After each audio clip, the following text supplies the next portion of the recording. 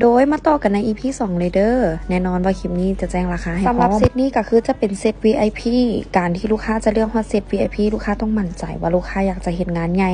ซึ่งงานนี้ก็คือลูกค้าเพิ่นเลือกเอา1มาจะเฮ็ดบุญบ้านพร้อมและ2มาเพิ่นเปิดอพาร์ตเมนต์ข้างๆบ้านเพิ่นเลยเปิดใหม่เนาะซึ่งเพิ่นก็เลยอยากจะเฮ็ดบุญเฮือนพร้อมกันอย่างที่เฮาเคยบอกเนาะแพ็กเกจของเฮาจะมี5แพ็กเกจเนาะมี A B C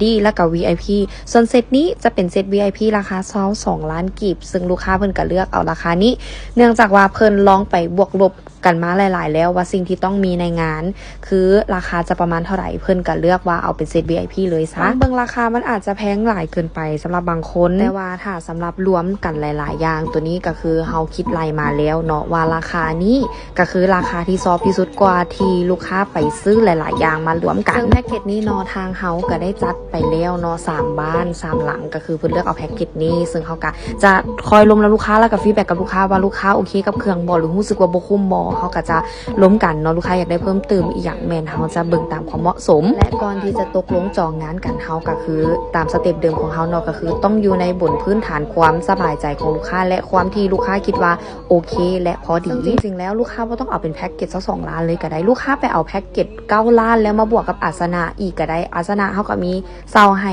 ลูกค้าเซาแยกเนาะสุดละ 350,000 สุดละ 750,000 เฮาก็จะมีให้ทั้งพร้อมอาหารทุกอย่างคือมันมีแยกให้ลูกค้าเบิดเลยแต่ลูกค้าเพิ่นก็เอาไปคิดรายเองเพราะว่าเขาจะส่งราคาทุกอย่างให้กับลูกค้าเบิ่งและนี่ก็คือบรรยากาศในตอนเช้าที่เพิ่นแห่เนาะเพิ่นจะแห่อ้อมเฮือน3รอบแล้วก็จะเข้ามาอยู่ทางหน้าซึ่งก็จะได้มีเครื่องมงคลที่เฮาจัดวางอยู่ทางหน้าบ้านให้งามเรียบร้อยทุกอย่างแม่นเฮาก็เกียมให้เบิดเลยสำหรับให้คนในครอบครัวเพิ่นเกียมหาบเกียมแห่เตรียมขึ้นเฮือนใหม่เนาะทั้งเครื่องดนตรีและในแพ็กเกจนี้ลูกค้าบ่ต้องกังวลเลยว่าเครื่องอันใดใช้แนวใดหรือว่าวาระเวลาดีเฮาจะขึ้นเฮือนตอนใดอันนี้ก็คือบ่ต้องกังวลเลยเพราะว่าเฮาจะมีพนักงานดูแลความเรียบร้อยให้กับลูกค้าเองลูกค้าอยากจะได้อันใดบ้างน้อยเดอยู่ไสลูกค้าก็สามารถเอิ้นพนักงานของเฮาแลนมาเบิ่งนำได้เกียมโต๊ะใส่บาตรขนมที่ว่าจะใส่บาตรก็คือเฮาเกียมให้ถ้าลูกค้ารู้สึกว่าบ่พอลูกค้าสามารถซื้อมาเติมได้ทุกอย่างที่เฮาจัดให้กับลูกค้าก็คือเฮาเลือกสิ่งที่ดีที่สุดให้กับลูกค้าว่าในมื้อจัดงานจังซี่แขกขึ้นมาในเฮือนเฮาก็อยากให้แบบว่าเพิ่นย่องงามโอเคเครื่องครบจังซี่และเมื่อสิ้นสุดพิธีการอย่างทุกอย่างแล้วเนาะใน3มื้อถัดไป